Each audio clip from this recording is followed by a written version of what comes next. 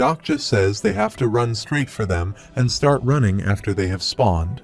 He also asks them to search the wall to the left and right before they run into them right after the third main scenario is activated. They follow his direction, and Sangha finds the green wall on the left side. She tries to touch the wall while the monsters reach them, and is notified that somebody has activated Chungmuro Station's secret area, and the hidden area, the refuge of the brave, has been activated. They are saved from the monsters, but Sangha is shocked that Hyunseong is fighting them because they have captured him. It is revealed that there are a few hidden green zones in the third scenario, and this green zone can occupy only 3 persons. Hyunseong, Huiwon, and Sangha enter the green zone and are now worried about Dokja and Gilyoung. The monsters appear on certain surfaces each round and can only be seen after the scenario has been activated, and they never thought that green zones were hidden in walls. However, there were the ones who jumped to the conclusion that green zones were rooms, and now they are surrounded by many monsters. Dokja thinks there are only 2 hidden green zones on line number 3, and the second one should be somewhere up ahead. A boy has occupied a green zone, and Dokja wants to steal that room over there. Dokibai laughs, says this has turned out interesting, and asks if they should bring on the penalty. The scenario penalty has been applied, and the partial green zones in the area have been deactivated. The monsters attack the people and start killing them all. Dokja thinks Yoonhyuk is a monster since he has survived an onslaught like this, even for a day. He wonders if he would do the same if he spent every coin he had on raising his stats. Gilyoung tries to call him, but he replies he can't listen to him because he is busy, but he asks him to leave him behind. Dokja is shocked at what he said, and Gilyoung asks him why he is going to help them. He says he would have done much better if he had been alone. Dokja thinks he doesn't know the answer to that himself, but one thing he can say for sure is that he can't leave them behind. He says to Gilyoung that it would be easier for him to do everything alone and keep all the earnings for himself. He lifts him and says he once read a novel that went to shit because the protagonist did that, and he definitely means to be a protagonist. He will never be a hero or a savior, but he won't let Gilyoung die, at least not today. He asks him to hold him tightly, and he checks for his list of bookmarked characters. He activates his bookmark number 1 and fights them all bravely. After a while, he finds a green zone area and runs toward it, thinking they are almost there. He jumps from the ground above the monsters, but is shocked that the area can occupy only 1 person because Yoonhyuk is already there. He reaches near him, calls him, and asks him to move aside because he knows that he can survive without that room. Yoonhyuk refuses by saying he doesn't want to fight anymore. He is shocked at how Yoonhyuk knows about this area when it's only his 3rd round, and from what he remembers, the first time he used a secret green zone was in his 4th round. He then asks him to take this kid, and Yoonhyuk asks him to give him the child. He grabs him by the shoulder while he tries to run for Dokja, but Yoonhyuk doesn't let him do this. He is now alone fighting the monsters, and the Constellation, bald leader of the peasants' army, closes his eyes. Yoonhyuk calls him and says he has already told him that he will die. But he smiles at him and says he will not die while all the monsters occupy him, and Gilyoung shouts at others to help him. The main scenario again appears in front of them, in which they must survive the monsters that appear every midnight. Yoonhyuk is shocked to see that he just swallowed the thing he had in his hand right before he was attacked. He wonders if he knew what it was, and even if he did, then he wouldn't be able to use it. He chews the spirit stone, and all the monsters occupy him. After a while, he is notified that illusory prison has been activated. He has now become a ghost species. After some time, he wakes up and wonders where he is, and when he finds a woman standing near a dead body. He is notified that the effect of the 4th wall has been diminished temporarily due to the increased immersion, and he is shocked at his memory. He thinks it must be anything but not this memory and must resist this. He grabs his head badly and thinks some memories are not meant to be revisited. He obtained the Spectre Spirit Stone on his way to Chungmuro Station. When consumed, this item turns him into a ghost species temporarily so that he can become invisible to monsters. but as a cost, it amplifies the traumas buried deep within the user's memory. He doesn't want to have to resort to this and thinks his fourth wall is so overpowered, and he has managed to survive thanks to the skill. If anyone else tried this, they would have been driven mad, and now he has to wait for the effects of the fourth wall to return. Suddenly, a girl appears behind him and asks if he is Young-hyuk, and he wonders if the trauma has been triggered again. But she is a foreigner with blonder hair and is someone he doesn't know, and wonders if she is the one he read in the novel. She asks him about who he is, and he activates his personal skills and tries to check her character profile. However, the character profile has penetrated the mental barrier because she uses level 6 mental barrier skills. He is notified that there is too much information about this character and turns the information into a character summary. He discovers that she can enter people's consciousness free from spatial limitations and is a character of TWSA who can see the future and plans to build a new one through her visions. She is the prophet named Anna Croft, and she asks him how he knows about her. He replies that he is also a prophet, and she checked the lie detection skill, level 7, and it detected that he is lying. He thinks the skill doesn't work on a real prophet, and she again asks him about who he is. He thinks she must have noticed his presence because the effects of the fourth wall were reduced, and if the skill actually does what he thinks it does. He is a little disappointed and wonders what he should do, and asks him if she doesn't really know who he is. Dokja asks her if she received the Ichthyosor nucleus he sent her, and if she didn't use the nucleus's magic power to implant the archdemon's eyeball into his eye. She asks him if he is the one who requested broken faith through the auction house. He thinks she was lucky enough to have been gifted an item that is worth 1 million coins. She comes toward him, and he is notified that the effects of the fourth wall skill have slowly begun to return. She is shocked at why she can't see anything, and Dokja says they will meet again, but she has to wait for him until then. In the meantime, the effects of the fourth wall have wholly returned, and now he has become immune to the effects of illusory prison due to his skill. He thinks he has his hands full already, then he bumps into Anna Croft, which is not good, and he wonders how much time has passed. He hopes that everyone is okay now, wonders if the third scenario is still on the way, and wonders if ground rats will still surround him.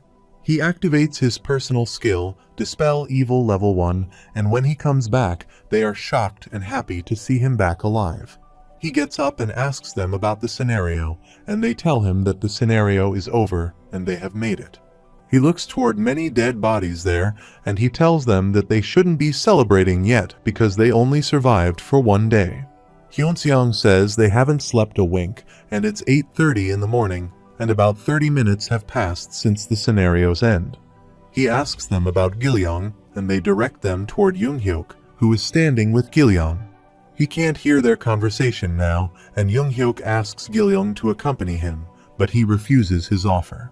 He says if he comes with him, he will become stronger much faster than he does with him, but Gilyoung says he is still not going with him. Dokja thinks Gilyoung is just an idiot child because he misses a good offer and activates level 2 of the Omniscient Reader's viewpoint. Dokja wants to say something to Young-hyuk, but he has no strength to say anything. Gilyoung observes his presence and rushes toward him happily. Young-hyuk thinks there is no more time to waste, and he needs to work on tonight's plans. Dokja reads his mind and wonders what plans he is thinking of, and he wants to think more, but he doesn't have strength. He gets unconscious, and Hyunseong asks Gilyoung to let him sleep. The main scenario again appears there. With that, the third day of the scenario completes with this. After some time, when he wakes up, he finds Dakibai at his side, who is annoyed by his sleep. Huiwon is happy to see that he is finally waking up. He again lays down to the ground, and Hyunseong tells him that the orderly officer will conduct today's roll call. He is still feeling off and wonders why something is feeling a little off. He is still in a trauma, and the Constellation, demonic judge of fire, is sympathetic towards his trauma. A few constellations also show interest in his past, and they want to know about his mother. Moreover, the Constellation has gifted him 1,800 coins. Dokja thinks those constellations had a peek into his past, and he is notified that he has endured a night in Chungmuro without a green zone. He has become the second player in Chungmuro to have earned the Endless Dawn achievement and has received 1,000 coins for his achievements. He now has 22,650 coins. He is satisfied that he now has enough coins, and Huiwen asks him what the plans are for tonight, and they can do what they did yesterday. Dokja says that was a one-time thing, and unfortunately TWSA didn't have any information on where the hidden green zones would spawn on the 4th day. He thinks to put an end to the 3rd scenario, and he asks others to go and hunt down the landlords. He wakes Hyunseong, who dozed off momentarily, and asks him if he has rested well. He tells him that he has been talking in his sleep, calling himself Private Hyunseong Lee, and he says it's because of his traumas from his early years in the military. Dokja says he is supposed to be a commissioner officer, and Hyunseong clarifies that he was promoted near the end of his compulsory service. He doubts anyone really enjoys military service as Hyunseong does, and thinks there was no mention of Hyunseong's military service in TWSA. Still, he is sure it wasn't easy for him. Dokja says he is relieved that he is on their side, and he feels reassured to have someone like him at the helm and feels so much protected. Hyunseong is happy to hear this appreciation, and he then comes to Huiwon and asks her to do what he just did. She asks him why he is praising him, and he replies that it is to help Hyunseong. He seems rather down as a late, and he may feel better if they cheer him on a little. According to TWSA, Hyunseong's attribute should have blossomed while defending everyone from the Cheoldu gang in Jumo Station.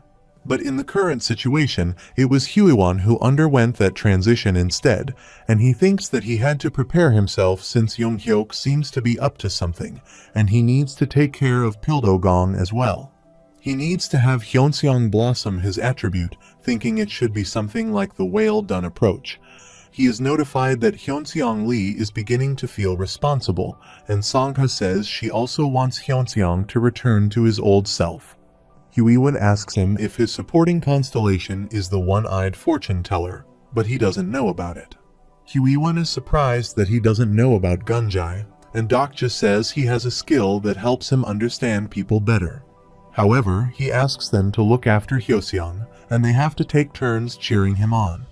They name it Dokja's intermission scenario, Whale Done, and their first challenger is Huiwen, who goes to cheer Hyunseong up.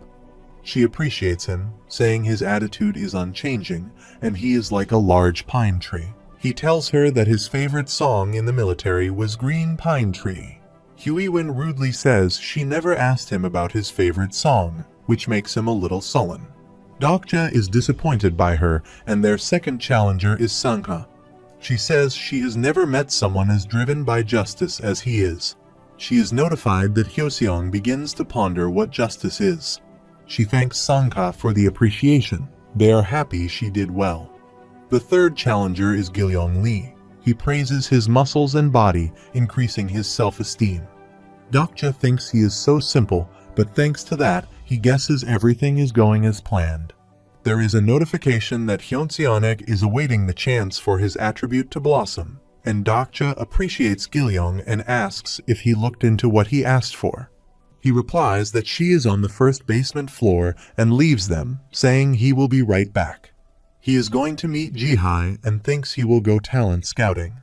He goes to Pildogong's green zone, and his man says he has got some nerves to show his face around there again. They have heard they survived the night without a room and say Younghyuk must have helped him. Dokja observes something and leaves, ignoring them, and a man calls him and asks if it isn't hard living as Younghyuk's lackey. They offer him to join them, and Pildo says he will think about letting him in, but he has to bring his companion girls along too.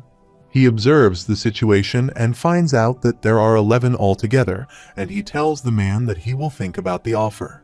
He believes there is much less room available, and he might just barely be able to reach the basement's first floor. Suddenly, Jihai appears from behind, tries to attack him, and says she is a little disappointed by him. Dokja wondered when she got behind him, and he couldn't sense her at all. He wondered if she used the ghost walk skill to sneak behind him. She asks him if he knows what will happen if he makes a deal with Pildogong. She asks him why he didn't kill them all last night, and Dokja asks her to put her sword down because he has come there to talk. She is surprised that he came to see him, but suddenly she disappears behind him and reaches the other side. She then asks him what he wants from her, and Dokja thinks she is faster than he expected. He asks her why she is standing over there, and she replies that her master told her to guard the place, and she can't let anyone through, not even him. Dokja wonders if this is what Yoonghyo has been up to, and it looks like he will have to hurry things up. Dokja says he wants her help, and he is going to take out Pildo and his goons today. Jijai seems excited to hear this, and his understanding of Jihai has increased. After some time, when he returns, Huiwen asks if she is willing to help them, and Dokja thinks she does have a bit of a temper, but she doesn't seem that cold-blooded. He tells her that there is way that they can only achieve if they help him, and if she doesn't help, then most of the people there will end up dead. He also tells her that he saw a broadcast of her first scenario in the subway, and it was of her killing her classmates. He is sure that wasn't what she wanted, but she angrily asks him what he knows about her. Dokja says he knows nothing and is just saying what comes to his mind, and if she doesn't help him today, she will regret it for the rest of her life. It's 19 at the clock, and it's the time for the monster to appear. He tells Hyunseong that tonight can be even more dangerous than last night. He asks everyone if they are ready, and they will proceed according to the plan. Jihai is still there thinking about what Dokja has told her today, while Pildogong is still in his green zone relaxing. The main scenario again appears in front of them, and 5 hours remain until the third scenario is activated.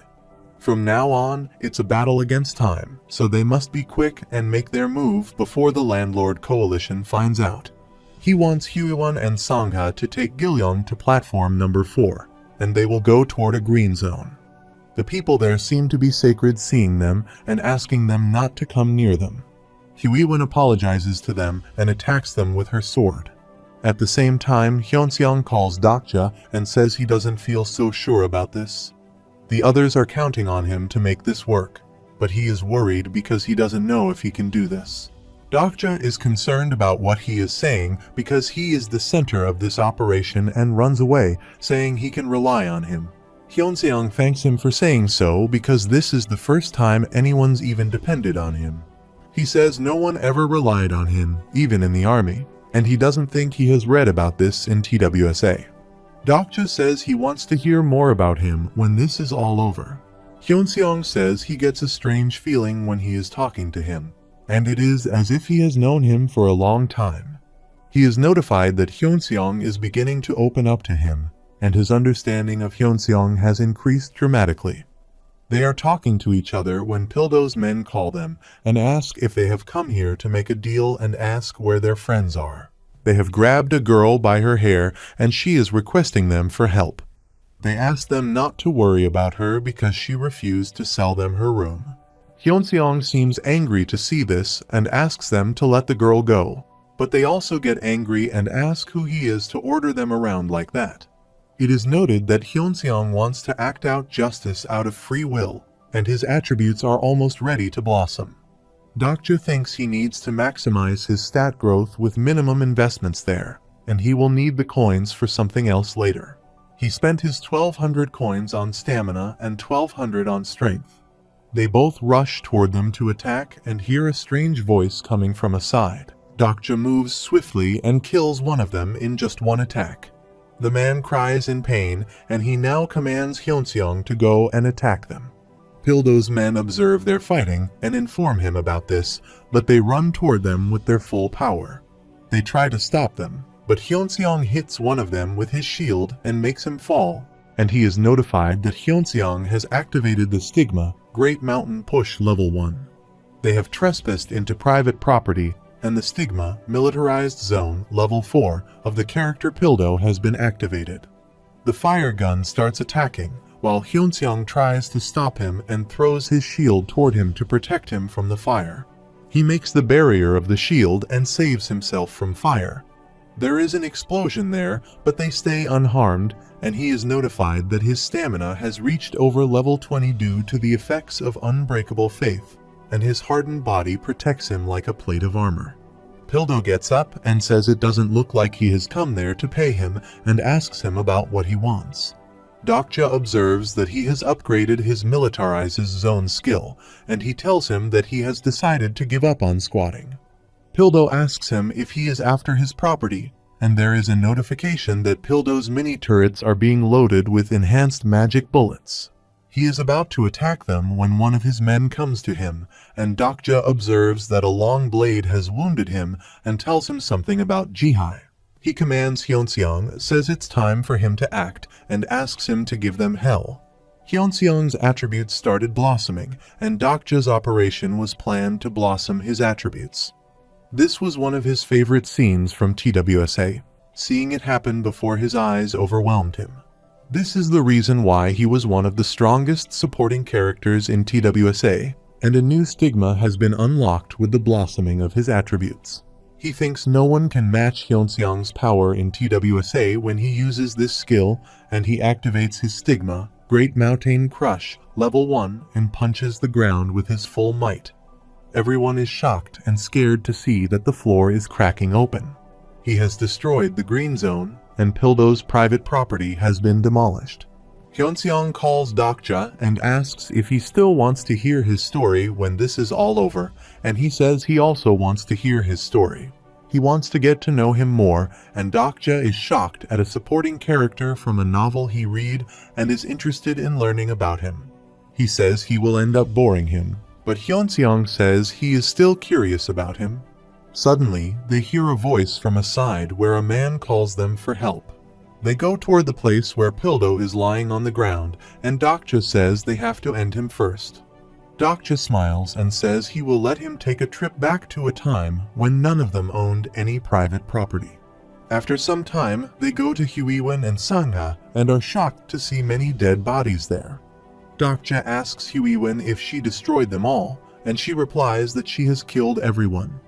Dokja is shocked to see this and says he did not realize she could destroy rooms like this. Huiwen tells him that they bashed the floor and it collapsed. He thinks he asked Sangha, Huiwen, and Gilyong to eliminate the smaller green zones, except for the ones that belonged to Pildo Gong, and most of them had a maximum capacity of less than 3 people. Dakibai is shocked by his action and asks what he plans to do. He tells him that all the Dakibus in Chungmuro are up in arms because of what he did. Dokja keeps his hands on his ears and asks him to pipe down, saying he has had enough of a headache because of all the messages from the constellations. At the same time, the constellations are impressed by the chaos he has created and are excited to see what he will do next. They also gift him 300 coins for this, and Dakibai asks him not to forget that he is not the only Dakibai in Chungmuro and many other Dakibus are there. He asks him which channel Pildu belongs to, and he replies that it was of Biryu, the Dakibai who took over his channel before. His audience is mostly thrill seekers. In the meantime, Jihai comes to him and asks if he destroyed them all, and he thinks he asked Jihai's help for green zones with the capacity of 5 to 8 men. They are areas where it would be difficult for Huiwen to do the job alone, and she is indeed Younghyok's disciple and destroyed the green zones easily. Currently, everyone is mad at them, and they all rush toward them to attack. They have surrounded them all, and in the meantime, a bounty hunter scenario has been started. Their attribute windows appear in front of them, and it is clear condition that the constellation of Channel Birth 3642 put a hit out on the incarnation of Dokja Kim of Chungmuro Station. Jihai leaves by saying she will not help him this time, and Dokja says he doesn't need her help. Huiwen smiles and asks if they will get 2,000 coins if they kill him now, and Dokja asks her if she wants to do this. Hyunseong comes forward and asks him to get behind him, and he checks his character profile, and he asks her how many times he can use his kill from before. He replies that he can use 2 times at most, and he urges Gilyong to relax because they are not the only ones they will be fighting. He doesn't remember which chapter, But he remembers reading in TWSA that Younghyuk, who had gone mad due to repeated regression, destroyed all the green zones when he arrived in Chungmuro. At this moment, the conditions are identical, and all the people are notified that all the green zones in the station have been destroyed. The central scenario system has been overloaded. The difficulty of the current scenario will be adjusted according to the remaining scenario duration, and it is revealed that the present scenario has been renewed. The conditions of the scenario have changed, and this time they have to spawn the remaining monsters at once and survive the onslaught of monsters for the remaining duration. The monsters come toward them, and the emergency defense has begun. The people are scared to see the monsters. They run to save their lives, and the situation is not good. Dokja also starts running and asks Hyunseong to run towards the stairs. They all reach the stairs, and he uses his sword to hit it to the ground. He says they won't survive even if they make it up there. Suddenly, an immense amount of light emits from the ground, and Dokja thinks there are no more rooms in Chungmuro, and there is only one way to survive. He has destroyed the stairs so that no one can come up there, and the people ask him what he wants them to do. Dokja asks them to fight for the sake of their lives, and they abuse him, saying he destroyed their rooms. They plan to use the other stairs, but Hyunseong uses his skill from earlier and destroys the stairs. Huiwen says this is not what he said would happen, and at this rate, they all will die. Dokja replies that he already knows about this and activates his personal skill bookmark. He starts his skill bookmark number 3, and its activation time is 5 minutes. He then calls Pildo and asks if he is going to stand there like an idiot, and if he doesn't want to live. He says that Pildo can save everyone with his powers while he is staring at it furiously. All the people rush toward him and beg him to save them, and Dokja says the third scenario isn't that hard to clear, and if they all give up the room, the scenario will spawn a number of monsters that they can handle. He thinks if everyone in Chungmuro had banded together to fight, then more people would have survived, but the actual trap of this scenario was the green zone. The people are now requesting Pildo to help them and say they can all survive if they fight alongside everyone else. Pildo doesn't see fine with the situation and asks everyone to gather around him. He tries to calm them, saying that the militarized zone takes some time to set up and asks them to hold them back for a little while.